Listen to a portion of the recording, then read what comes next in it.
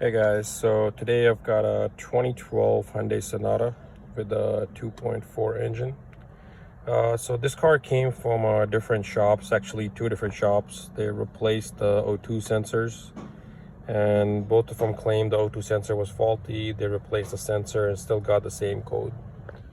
The code is p2251 for a O2 sensor negative, current control circuit open, bank 1, sensor 1.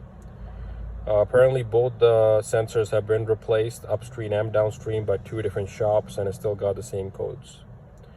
So we're gonna check out the wiring, the terminals and everything. Visually the wiring looked fine, the fuse for the O2 sensor looked fine, and so we're gonna check the wiring diagram on the connector. So it's got 6-pin connector. The first one, second, third, fourth, fifth, sixth, all of them are references from the computer other than the number 4. That's the fuse EMX box fuse sensor 1. I'll show you the location for that fuse.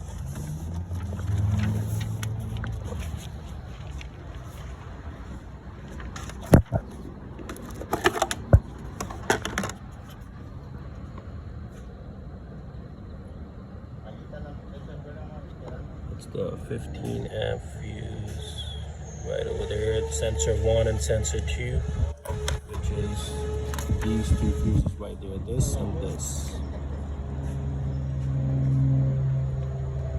So now we're gonna check the connector. Alright, so to test the connector, we're gonna have the ignition turned on. So we're gonna start with number 1. Number 1 is a reference from the computer. 2 as a reference. 3, nothing. 4 as power from the fuse that we just checked. 5 as a reference. 6 as a reference. So the problem is in number 3 terminal. Visually looks perfectly fine. Just to double check, we're gonna check it in the back of the connector at the wiring direct. So when we check from the back of the connector, we have reference from the computer. When we check from the front, no reference. So the problem is inside the terminal. There's a break, corrosion, or something going on. So we're gonna take the connector apart and check it out and see what's going on. All right, so the connector was damaged on the inside. The terminals were not able to take out. Called Hyundai.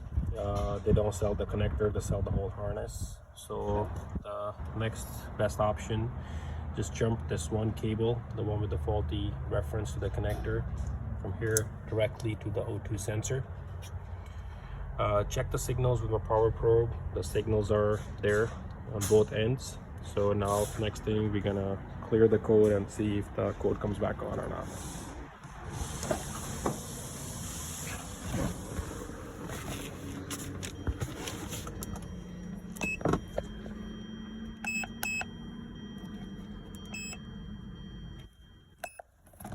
Alright, so we're gonna turn the ignition off.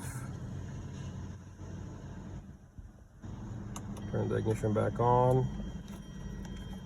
Check the pending codes. No codes yet. Before it was coming as soon as you turn the ignition on. So I'm gonna let the car start and run for a couple of minutes.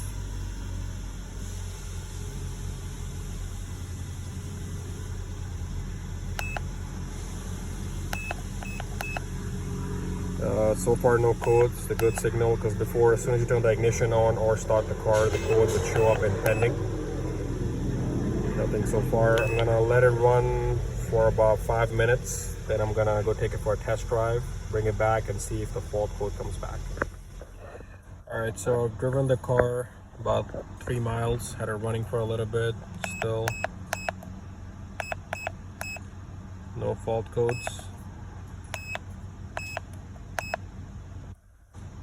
There's still 6 monitors incomplete. That means it needs to be driven a little bit more. So I'll probably do like a drive cycle, takes like 20-30 miles if you do it right, and then as long as no issues, it should be all set. All right, so drove it about 45 miles. Let's check it out. Wow, so all the monitors are ready. No fault codes present in the system. So that took care of the problem. So we did not need to replace the computer or repair any wiring other than that connector, and replace, what do you call, clean up the system. And we have a mission test in Georgia, so it is ready for a mission. So I'm gonna send it to the mission place, get it done, and she'll be on her way. Thank you for watching this video. Please like and subscribe. Thank you.